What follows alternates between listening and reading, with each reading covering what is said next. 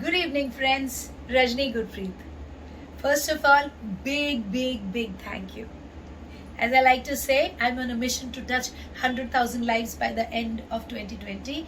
And with your love and cooperation and support and trust, this doesn't seem like a very difficult dream to achieve. 2 days and 100 books sold. Thank you so much. Can I be even more grateful for your faith in me and the work that I do?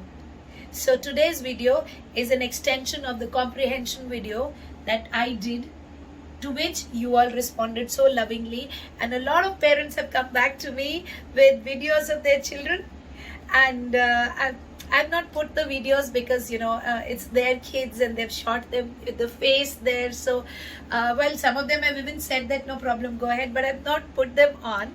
But children reading and trying, and the parent asking questions, the child understanding, it is such a brilliant feeling. It is such a good feeling. Thank you for that. So volume 1, when I released in first 2 days, we had 100 copies gone.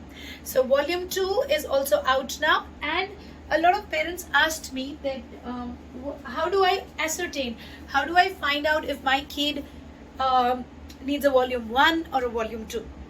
First of all, let me tell you, in the comprehension series, I'm going to go right up to volume 7, okay, which will be an absolutely abstract, emotion-based thinking process, where the child will have to have a mental image. Volume 7 is not for a child anyway.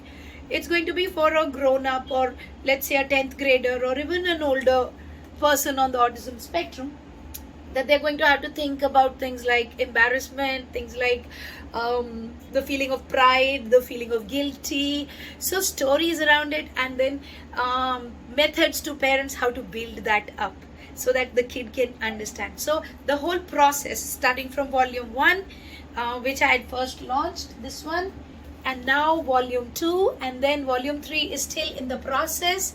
So it's a lot of thinking how to go step by step, then volume 4, 5, and so on and so forth. Okay, so a lot of parents asked me, is my kid requiring a volume 1 or a 2? I don't know. First of all, I would say it'll be great and it'll do you good if you start from volume 1 and go right upwards, even if your kid can do it, because these are systematically done for children. Okay, so they're covering everything. So they're covering the language pyramid also, like I say, what, who, where, when, why, how. Okay, and so in pictures and stories, and very the gradation is very subtle.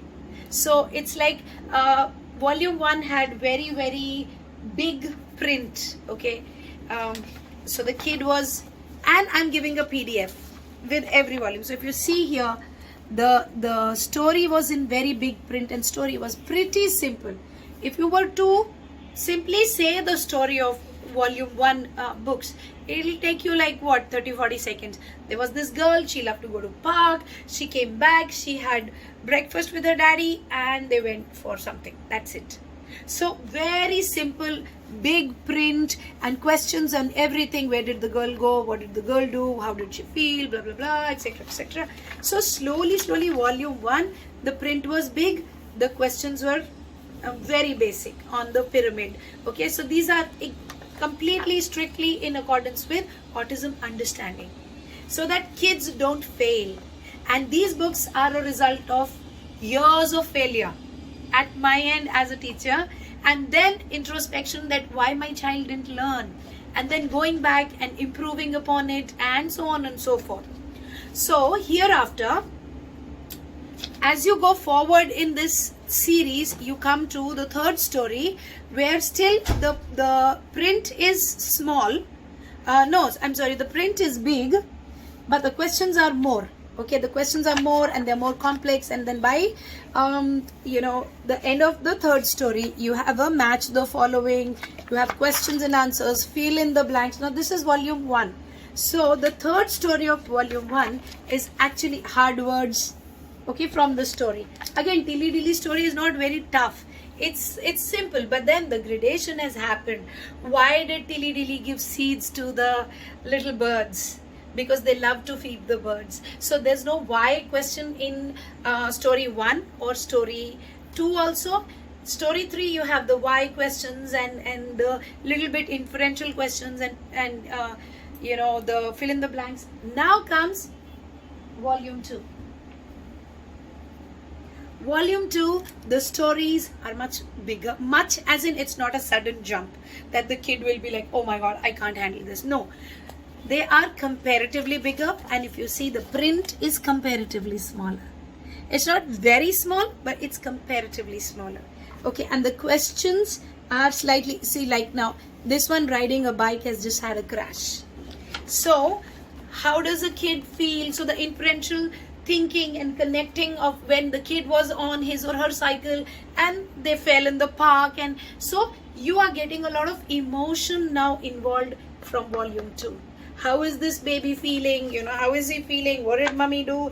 Why did he feel nice? Then in the end, why is he wearing a helmet? So that he doesn't have yet another accident. So from volume 1, now we are going slightly upwards in volume 2. And this video is strictly for helping parents ascertain and understand if their kid needs a volume 1 or if their kid needs a volume 2. If you ask me, I would say it doesn't harm the kid to go for a combo, volume 1 and volume 2. Start from 1 so that you're not left out on anything. Then go to 2. By the time we'll have 3 also kicking in, and so on and so forth, because it's a gradual process. Okay, so here if you see, and slowly if you go, the question and answers, the level of difficulty is increasing. By the time the end of the story, that's a slightly bigger story, and there are questions based upon the story. So there's it says Bob and Sean have a very good maid. Instead of the word efficient, we've used the word good maid. Okay, because she cleans nicely, she cooks well, they are very happy with her. But also it is building up for volume 3, where it will say that what are the features of a good efficient person.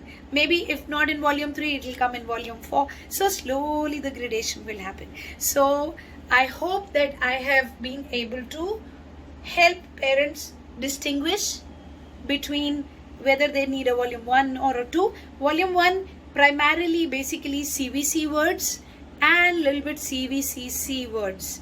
So these stories, that I've created with random pictures, picking up pictures here and there, and then creating my own story around it, is on phonetic development. So Pat story is all about CVC words with a. Pat, Sam, jam. Pat likes to eat jam, like that.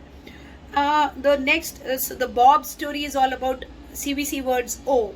So if your kid is a brilliant reader, doesn't need CVC words, then probably volume 1 is not for you. If the kid has difficulty reading very fluently, then maybe a volume 1 is for you. And volume 2, if CVC is clear, then you go to CVCC, then you go to, diphthongs, you go to blends. So things like thank, think, things like crash. That story on Bunny has a crash.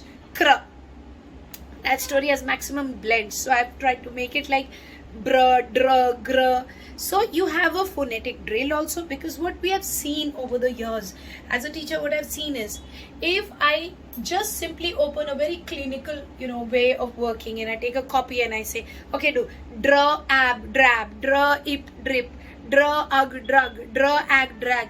They do learn that. But when it comes to reading it in a sentence, understanding the meaning and fixing it up, that doesn't happen. So that is why this series came into existence, that they are practicing the A words here. In this, it's the A words, the O words, and the little bit EA words like, and the double E words like dilly, and so you have all the A words there in volume 1, and then little bit of double E, A words, O words, the words, and then going to double E, a little bit of blends, and then here in volume 2 you have higher amount of phonics, and then the story is based upon those. Like, in this story, if you see, Rita will serve lunch. So it is also helping the kid understand what does it mean to serve lunch. So Rita will serve lunch to Bob and Scene. So what is Rita doing? Plus this also comes with a PDF where you can expand and show that, see, cooking, she's making lunch, now she's going to serve it. She's going to serve it to Bob and Scene. Rita works for Bob and Scene, just like Sunita Didi works for us. Like that. So like this, the gradation and the questions also, if you see, the questions also are much more advanced as compared to volume 1. So does Bob like his soup? What do you like to drink? Okay, so by the time we are now connecting with, okay, so does Bob like his soup? What do you like to drink? Yeah. Why is Rita heating the oil in the pan? Now that question is nowhere mentioned. Rita is heating oil in a pan to cook. No, it's not mentioned here. But the kid is looking at it and the kid is then able to kind of think and answer and correct the sentence formation in the process. So I hope I've been able to do justice to people who wanted me to do this video to explain volume 1 and volume 2. And look out for more series. We will have 3, 4, 5, 6, eventually 7. 7 with the highest level of difficulty. 7 will be something that I will actually put my head and sit down and think if my J can understand or not understand. If my J cannot understand, then that's the level that is going to go up to 7. So I'm just telling so that you know, and J is 17. So that you have a fairly rough idea of how this gradation is happening. And again, it's not about age, but about ability of a kid to comprehend. So on that note, thank you so much for listening to me, and love you all. And in times to come, we are going to have EVS also. It's just a matter of time. I'm not finding the time for math and EVS, but very soon those books are going to come in the market. Some of them are in the publishing, some of them are in the planning, but everything is in the process. And by 2021, we will have all the special ed resource specifically thought, planned out of a special educator's laboratory into people's houses for parents to feel empowered. Now that's what I call empowerment. Control over our karma, that we can do it. And we will do it. May each kid win. May each autistic kid win. May each kid win. Thank you. Bye-bye.